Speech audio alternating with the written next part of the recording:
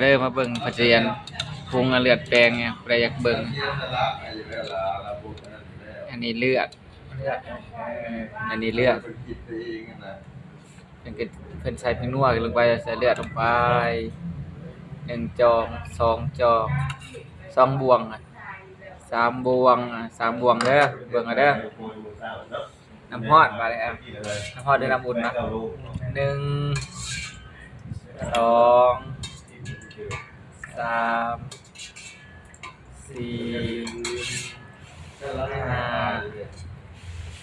6 7 8 9เลย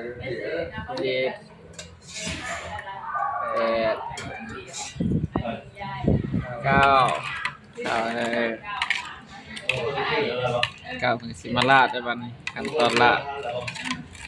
ไปเลขก่อน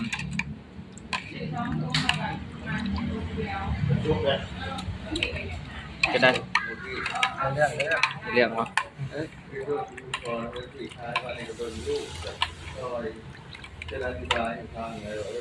เบิ่งเด้อพี่น้องผู้ใดอยากได้สูตรไป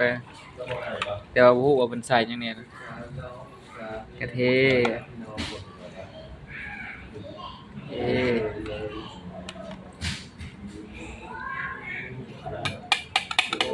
ว้าวสีแดงจึงคืออันนี้จะใส่ป่ะ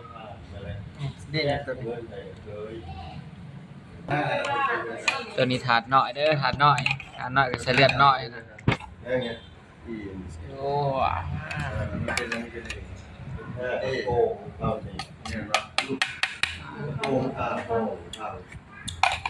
เป็นสีสันคักขนาดนั้น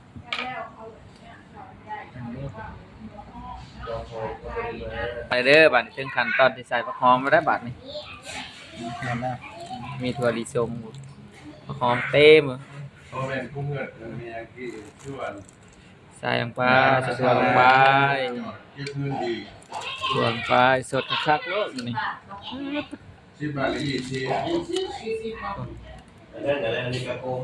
ใส่ถั่วคือหวานกะได้หน่อยยายใส่เราได้เลยนี่ใส่ถ้วยแบบนี้ใช่มาเด้อหมู่คู่ใครอยากกินเลือดแดงแมงหองประเทศเด้อเพิ่นรับเฮ็ดส่งสุด1 200เด้อคำพูดงามๆนะเอาพี่เห็นมีว่าซั่นเลยจุด1ก็สิซ้ำนี่200สั่งได้ปกติมันจะมียาหนึ่งปรุงให้เรียบร้อยเฮ็ดให้เรียบร้อยเลยกันอยู่ในนี่สิประมาณ3สุดอยู่กรุงเทพน่ะมันมีขายแต่แพงกันเนาะอันนี้นะ200น่ะเว้ยเจ้าว่าบ่ได้3นี่จะบ่จักเด้อบ่ได้อยากได้สั่งได้เด้อเฮ็ดให้ได้ทางเฮารับบริการเฮ็ดให้สุด1ซำนี้ตัวนี้2สุดตัวนี้แซ่บข้าวก็แน่ว่า2สุดซำนี้กินน่ะ3คนน่ะเหลือเนาะมีต้มให้พร้อมเด้อบ่ได้มีแต่อันนี้นะมีต้มแถมไปนำสุดสั่งสุด1แถมต้มใกล้ๆแถวอันเอกมัยแถวสุขุมวิทย้ายเราเองก็ว้าวมาเด้อสมผู้ใดอยู่ใกล้แถวอยู่ใกล้ๆแถวสุขุมวิทแถวเอกมัยทองหล่อสั่งได้ทางเฮาบริการเฮ็ดให้อยู่ได้ แต่เฉพาะทางเฮาเฮ็ดได้แต่วันเสาร์อาทิตย์เด้อ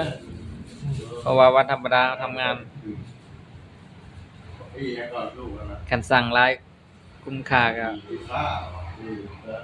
ธรรมดาก็เฮ็ดตอน5 โมงเฮ็ดให้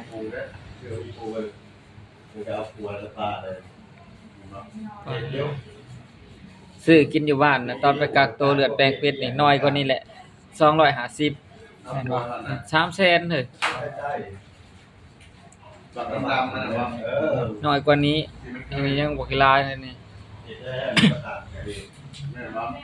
คะแนนอยู่ในห้างมันเป็น3-400พุ่น ทางเขาเอาแต่200เด้อซ้ำนี่นะซ้ำถาดนี้ซะนี่สุดตัวนี้สุดถาดเซียนเขียวๆตัวนี้นี่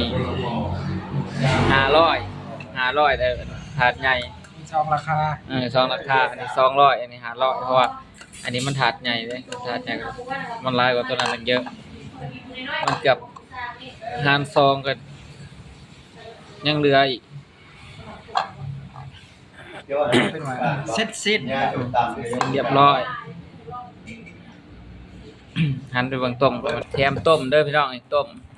บริเวณแต่นี้ สุด500มีต้มให้2ถุงสุด200มีต้มอีกถุงหนึง บริยังก็ลืมเนาะบริเสียเงินเลยดี ต้มก็ต้มพวกกระดูกพวกซีดมันนี่ โมเมนพวกลูกค้ามาจอยบริ แถ เสีย ม เงิน ต้ม แล้ว ฟรีเด้อสุด200